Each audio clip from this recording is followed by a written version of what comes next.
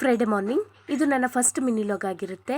ಹಾಗೆ ಖಾಲಿ ಹೊಟ್ಟೆಯಲ್ಲಿ ಮೆಂತ್ಯ ನೀರನ್ನು ಕುಡಿಯೋದ್ರಿಂದ ಹೊಟ್ಟೆ ಬೊಜ್ಜು ಕಮ್ಮಿ ಆಗುತ್ತೆ, ಹಾಗೆ ಕೂದಲು ಉದುರೋದು ಸಹ ಕಮ್ಮಿ ಆಗುತ್ತೆ. ನಾನಿವತ್ತು ಮೆಂತ್ಯ ಚಪಾತಿಯಾಗಿ ಗೋಬಿ ಗ್ರೇವಿ ಮಾಡ್ಕೊಳ್ಳೋಣ ಅಂದ್ಕೊಂಡೆ.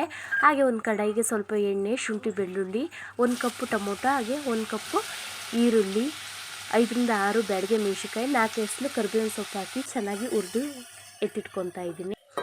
ಇನ್ನು ನನ್ನ ಹಸ್ಬೆಂಡಿಗೂ ಸಹ ಸ್ವಲ್ಪ ರೈಸ್ ಮಾಡೋಣ ಅಂಥೇಳಿ ರೈಸಿಗೂ ಇಟ್ಕೊತಾ ಇದ್ದೀನಿ. ಇನ್ನು ಒಂದು ಮಿಕ್ಸಿ ಜಾರಿಗೆ 5 ರಿಂದ 6 ಗೋಡಂಬಿ, ನೆನೆಗಿರೋ ಗೋಡಂಬಿ, ಹಾಗೆ ಅರ್ಧ ಕಪ್ ತೆಂಗಿನಕಾಯಿ, ಸ್ವಲ್ಪ ಗಸಗಸೆ, ಹುರಿದಿರೋ ಮಿಶ್ರಣ ಹಾಕ್ಕೊಂಡು ಚೆನ್ನಾಗಿ ರುಬ್ಕೊಂಡು ಎತ್ತಿಟ್ಕೊತಾ ಇದ್ದೀನಿ.